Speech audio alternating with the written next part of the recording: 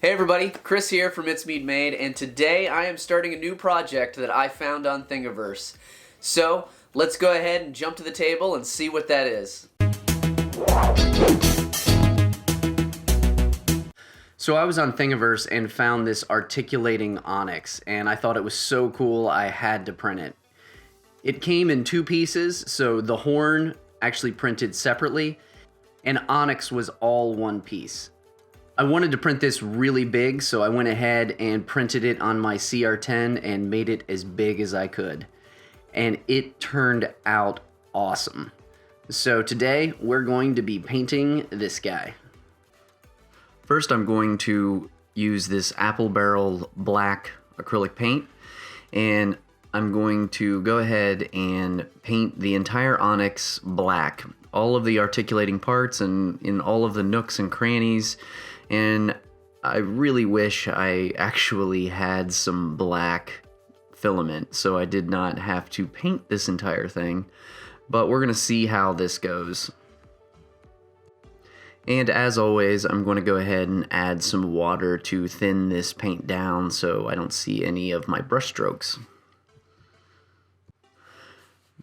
Before I start painting, I have to go ahead and glue down the horn of the Onyx. And for this, I'm just using my Gorilla Glue super glue with the brush applicator. And I'm just putting a healthy amount on there. Before I put it in the hole, I'm going ahead and putting some of the Vallejo plastic putty all around the edge, just to get rid of that seam. I want it to be kind of a smooth transition. So I put it all the way around. And I want to slowly put it in there because I want it to squeeze out the edges. And then I'm taking a Q-tip that I dipped in water and just wiping around the edges to remove all of the excess.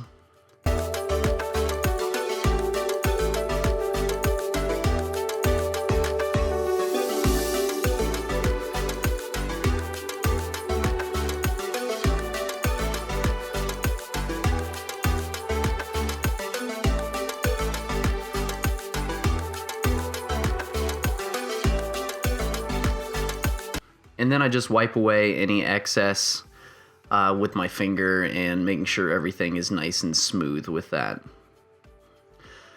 Once I have all that good to go, I'm taking my watered down acrylic black paint, and now I'm just going to go to town and try to get in every little nook and cranny. And I also get a smaller brush to be able to get into some of those smaller areas as well. But I'm just kind of making it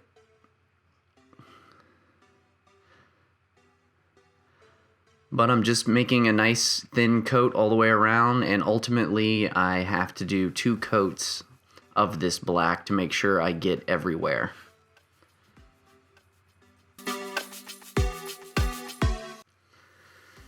Throughout this entire process of painting this thing black, I am very grateful that I use a silicone mat to paint all of my stuff on, because as you can see, I am getting paint everywhere because all of the wet paint on underneath it and just it being spun around is getting it everywhere. And by the end of this mat, I guarantee, is not going to look pretty at all.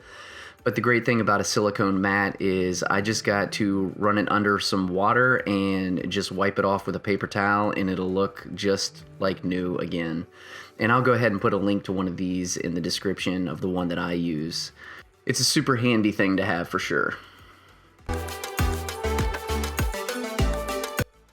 So now I'm taking him over to the spray booth, and I'm going to airbrush him with this medium gray from Folk Art. To start it off, I'm just pouring the paint directly into my ink pot, but I'm also using the Vallejo airbrush thinner, and I'm doing about a 50-50 mix of that to really water it down to make sure that I can use this paint in my airbrush. I did have a couple clogs along the way, and I just went ahead and added some more airbrush thinner, and then everything was pretty much just fine with it.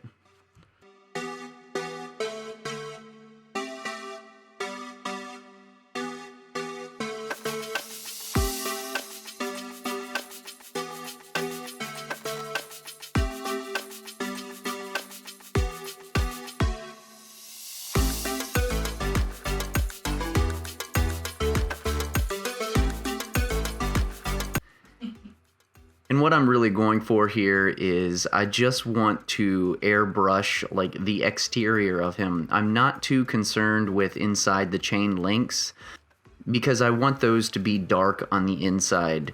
So I'm not going to get everything 100% coverage. I want it to have a little bit of that darkness showing through in certain areas to really play into the stone skin that he has.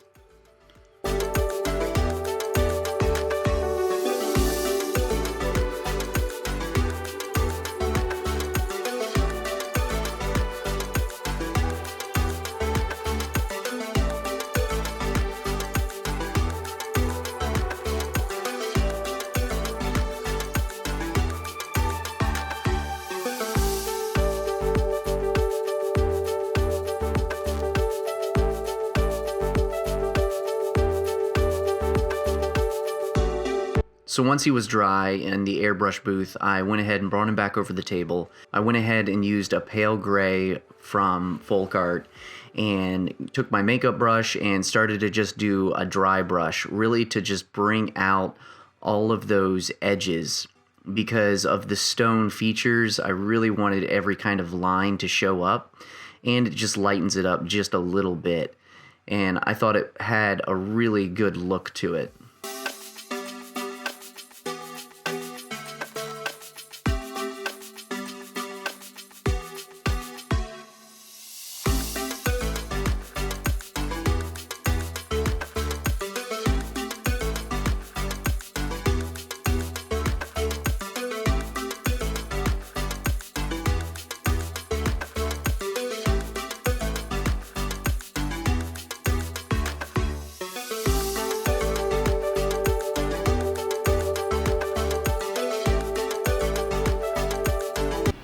So now to add even more texture to this, what I'm going to do is I'm going to take a clean glass dish, a toothbrush, an old toothbrush, because after this you don't want to use this again.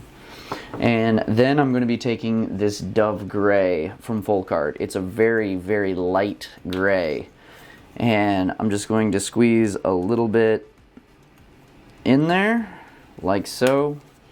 And then I'm just going to add some water to this, a lot more water than I typically would to water this down. And now I'm just going to mix this up real good and get it nice and thin. You want this as thin and watery as possible for this effect. Alright, you can see it dripping off the brush. Okay, so all I'm going to be doing is dipping this, getting my hand all nice and painted, and I'm just going to flick like that, and it's going to cause a lot of little tiny spatters. And you want to keep your distance, and you just kind of keep pulling back.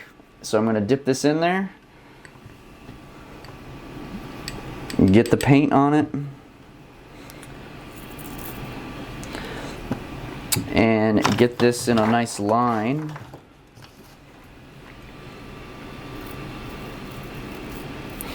And I'm just going nice and slow with it. And you don't want to overdo it with this effect.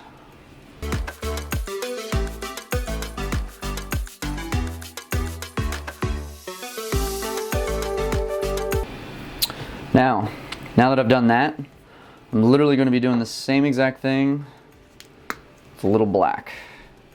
Get some black dots in there. And add some more water. I'm just using the same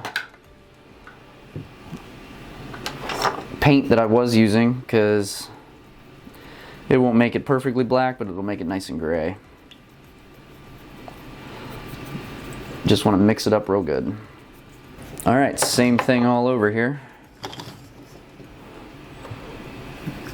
Get my toothbrush, and you want to get as much off as you can.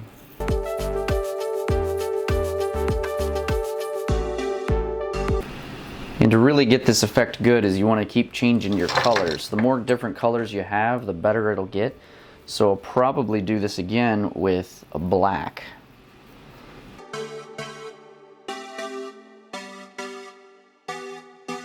So now I'm going to add just black and add a good amount of water. And I'm just going to mix this up with my toothbrush. Okay, and try to get off as much as I can. So now it's more black, and same thing all over again. Except for this one, I'm probably going to go a little lighter, not do as much.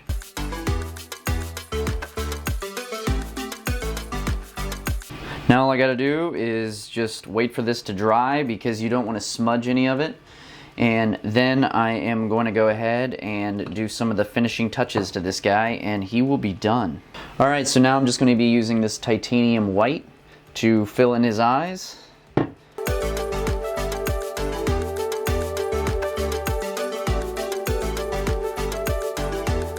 Okay, just let that dry and then it'll probably need 1 or 2 more coats just because it's white. Okay, so now the eyes are all white. I put a second coat on there. Now I'm going to go ahead and take a finer point and go ahead and draw those very small pupils that Onix has. And as always, I need my glasses.